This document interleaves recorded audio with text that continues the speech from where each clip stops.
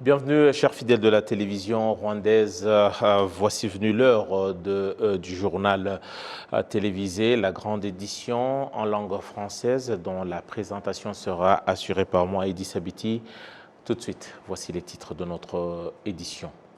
Le président de la République, Paul Kagame, qui se trouve à Nairobi, au Kenya. Il participe au sommet des chefs d'État et de gouvernement et d'autres partenaires autour de la question du changement climatique en Afrique.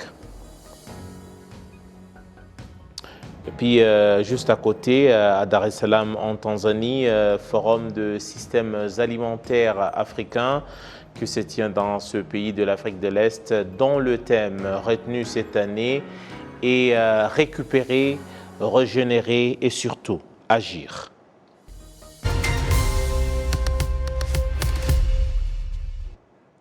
Une fois de plus, bienvenue à cette édition. Je vous le disais en titre que le président de la République, Paul Kagame, chef de l'État, est à Nairobi, au Kenya, où il participe au sommet des chefs d'État et de gouvernement et d'autres partenaires autour de la question du changement climatique en Afrique.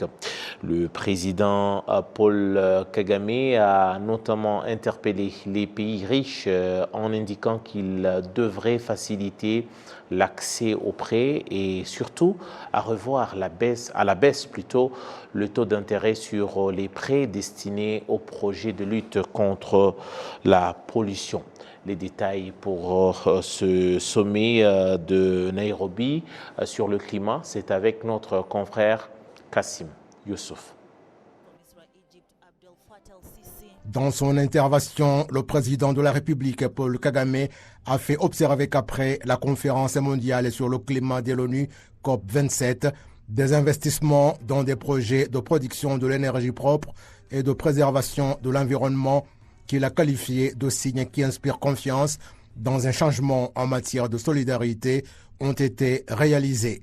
Le chef de l'État a toutefois rappelé que l'Afrique plaît toujours sous le poids des effets de la pollution de l'air alors qu'elle ne joue pas de grand rôle dans l'émission des gaz à effet de serre.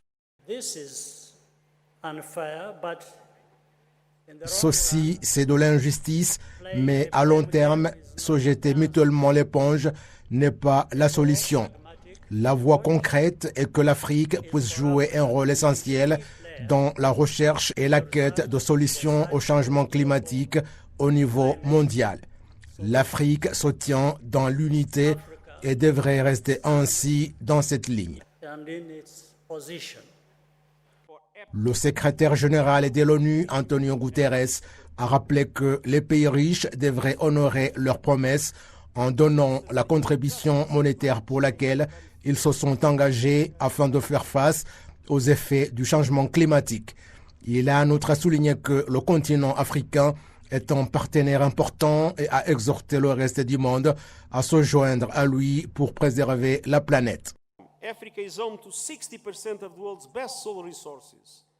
L'Afrique dispose de 60% de la richesse incommensurable, mais dispose de seulement 2% de l'investissement dans l'énergie renouvelable au cours des 2 dernières décennies. Le moment est venu pour harmoniser les pays africains, les pays développés, les institutions financières et des sociétés de technologie et mettre en place un véritable forum africain sur l'énergie renouvelable.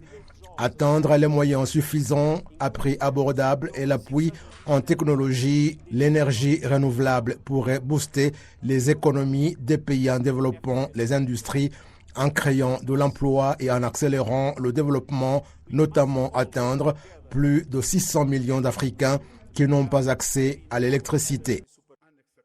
Le président des Comores et président en exercice de l'Union africaine, Azali Assoumane, a exhorté l'Afrique et le monde à être solidaires dans la lutte contre le changement climatique, car tout le monde est concerné. L'hôte de ce sommet, le président kenyan, le Dr William Ruto, a fait savoir que l'Afrique perd beaucoup d'argent chaque année afin de lutter contre les effets du changement climatique, ce qui entrave le développement. Il a souligné qu'il faut de l'équité dans la distribution des ressources mondiales, tout en rappelant que l'Afrique est le poumon du monde et que ceux qui polluent l'air doivent payer. This is the continent that is the lungs of the world. Ce continent constitue le poumon du monde. Nous avons plus qu'ailleurs au monde une barrière naturelle contre le dioxyde de carbone. En fait, on dit que s'il y a une société au monde qui collecte des déchets, et je vais dire des déchets de carbone, l'Afrique serait en première position car nous avons des gros poumons. Le problème, c'est que les responsables de ces déchets ne veulent pas payer et montrent que la société est en faillite, alors que ce sont eux qui ont refusé de payer. En général, les dirigeants qui ont participé à ce sommet qui se tient pour la première fois en Afrique sont revenus sur la solidarité en tant que solution durable contre les effets du changement climatique.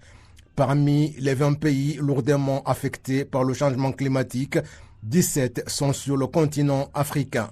Ces effets sont très virulents en Afrique, alors que son implication dans la pollution de l'air est de 4%, soit 1,45 milliard de tonnes d'émissions de gaz polluants.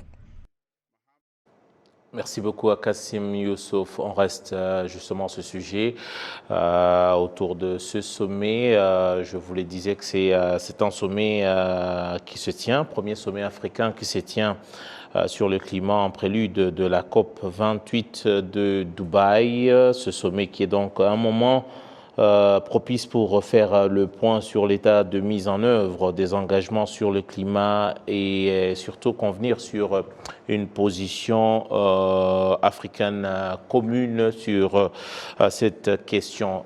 Depuis Nairobi, nous sommes rejoints par la ministre rwandaise de l'Environnement, Madame Mujawamariya Jeanne d'Arc, qui est avec nous. Bonsoir, bon après-midi, Madame la ministre. Bonsoir, bonsoir Eddy. Alors déjà, pour commencer, Madame la ministre, quelle importance revêt cette conférence, la première du genre sur le continent africain? Merci beaucoup, Monsieur Eddy, de vous intéresser au climat. En fait, comme vous le savez, l'agenda 2063 de l'Union africaine indique clairement que les communautés et les économies résilientes au changement climatique font partie intégrante de la vision continentale d'une Afrique intégrée, prospère et pacifique, dirigée par les propres citoyens, donc dirigée par ses propres citoyens, par ses citoyens et pour ses citoyens, et représentant une forte dynamique sur la scène internationale. Alors, Madame la ministre, déjà, quel est l'état des lieux de la situation climatique sur le continent africain aujourd'hui? Quelle est l'importance, l'urgence qui s'impose par rapport à cette question aujourd'hui? Non, en fait, l'état des lieux, c'est que l'Afrique a des défis causés par le changement climatique, mais l'Afrique veut en fait traduire ces défis en opportunités. Bien qu'on a des changements climatiques qui menacent la population africaine d'une manière ou d'une autre, mais surtout une manière d'augmentation des inondations, de chaleurs extrêmes, d'une pénurie accrue de nourriture et d'eau, en fait, d'une multiplication des maladies et des pertes économiques. Donc, l'Afrique est vraiment affectée par les changements climatiques, alors que l'Afrique joue un rôle mineur dans tout ce qui cause ces changements climatiques. Et à part ça, l'Afrique a un autre défi d'accès au financement climatique. Et nous avons besoin d'accès aux technologies pour l'adaptation au changement climatique. Donc, si l'Afrique en sortait d'une seule voie, on pense que vraiment on va traduire ces défis en opportunités d'investissement. Justement, Donc, je dirais que ces trois points nous menacent, mais l'Afrique a une réponse à ces défis. Mais Madame la ministre, peut-être pour terminer, l'Afrique a des partenaires, mais l'Afrique, on doit se dire la vérité, c'est 4% par rapport déjà à la part de l'Afrique par rapport déjà à la pollution climatique aujourd'hui. Il y a des engagements faits par des partenaires depuis de nombreuses années et on attend toujours leur mise en application. Est-ce qu'on peut espérer, par exemple, qu'au sortir de ce sommet de Nairobi, des engagements soient traduits en action pour reprendre les mots du président kenyan William Ruto? Oui, très bien. Donc, comme vous l'avez dit, l'Afrique contribue moins de 4% des gaz à effet de serre, mais c'est le continent le plus vulnérable, donc le continent le plus touché par les effets du changement climatique. Tous les pays moins pollués et les pays plus pollués ont pris des engagements au niveau de l'accord de Paris en 2015, si je me rappelle très bien. Et en fait, l'objectif principal de l'accord de Paris était de renforcer la réponse mondiale à la menace du changement climatique en maintenant l'augmentation de la température mondiale au cours de ce siècle en dessous de 2 degrés. En fait, 2 degrés Celsius par rapport au niveau pré-industriel et de suivre les effets visant à limiter encore davantage l'augmentation de la température à 1,5 degré Celsius. Mais on n'a pas atteint ce niveau. Donc, on avait décidé que les pays développés devraient disponibiliser 100 milliards de dollars avant l'année 2020. Mais cet engagement n'est pas encore atteint. Les pays riches n'ont pas honoré cet engagement parce que jusqu'à maintenant, on est en 2023, on n'a même pas atteint 90 milliards. On n'a même pas atteint 90 milliards de dollars. Donc, on est en retard. Mais il faut que vraiment l'Afrique sorte avec une seule voix et continue à demander à ces pays pollués d'honorer les engagements. Donc, à partir de Nairobi, on va encore lancer un appel. Et on va maintenant vers la COP28. L'Afrique aura une seule voix de demander aux pays pollués, les pays développés, d'honorer les engagements. Je vous remercie. En tout cas, merci beaucoup, Madame la Ministre. Je rappelle que c'est Madame la Ministre de l'Environnement du Rwanda, l'honorable Jean d'Arc Mouja Maria, qui intervient depuis, ou qui intervenait depuis Nairobi, où elle participe justement à ce sommet sur le climat en Afrique. Merci beaucoup donc à elle et toutes les équipes sur place à Nairobi. De Nairobi à Dar es Salaam, c'est quelques encablures. Cette fois-ci, on va parler de l'agriculture avec les participants au forum des systèmes alimentaires africains qui se tient à Dar es Salaam en Tanzanie. Ces derniers indiquent que l'Afrique ne manque de rien, en tout cas pour atteindre l'autosuffisance alimentaire à ce jour. Mais pour le moment, le seul problème est de passer de la parole à l'acte. Le thème retenu pour cette année, pour ce qui est donc des assises de Dar es Salaam, il s'agit de récupérer, régénérer, ainsi que, et surtout, agir. Kassim Youssouf nous fait le point. En procédant à l'ouverture officielle de ces travaux, le vice-président de la Tanzanie, Isidore Philippe Mpango, a souligné que l'accès aux produits alimentaires est un droit fondamental de l'homme et que tout un chacun en dispose car il provient de Dieu. Il a cependant fait observer que des problèmes tels que la guerre et des pandémies sont parmi les facteurs qui font que la plupart des gens sont privés de ce droit où actuellement le 5e de la population africaine est confronté à la famine. Il a en outre indiqué qu'un forum comme celui-ci est une excellente occasion de trouver des solutions qui permettraient à l'Afrique d'exploiter ses opportunités et atteindre l'autosuffisance alimentaire.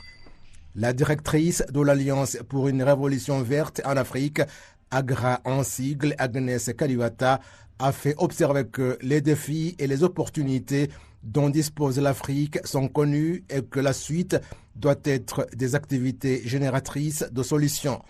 Elle a indiqué que l'Afrique doit progresser dans la mise en place des unités de production d'intrants agricoles comme l'un des éléments qui l'aiderait à accroître la production et de ne pas toujours attendre l'aide extérieure.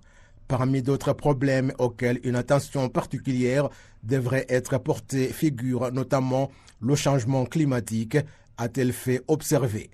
C'est également ce mardi que le rapport sur la situation de l'agriculture en Afrique a été officiellement publié. Ce rapport du Centre international de recherche sur les politiques agricoles révèle que la moyenne de l'argent investi dans ce secteur est de 5% au lieu de 10% tel que approuvé par les accords de Malabo. Selon les experts, en 2040, une ville sur 12 en Afrique aura une population d'environ 10 millions d'habitants et c'est au moment où la population d'une ville sur 19 sera entre 5 et 10 millions à ce moment-là. Le renforcement des capacités des femmes et des jeunes et la création des innovations dans le domaine de la technologie se sont avérés être parmi les facteurs qui aideront dans l'avenir l'Afrique à atteindre l'autosuffisance alimentaire et c'est au moment où les statistiques révèlent que la population active aura augmenté de 200 millions d'habitants en 2030 et de 800 millions en 2050. Le Forum des systèmes alimentaires africains rassemble sur place environ 4000 participants et environ 5000 qui y participent virtuellement.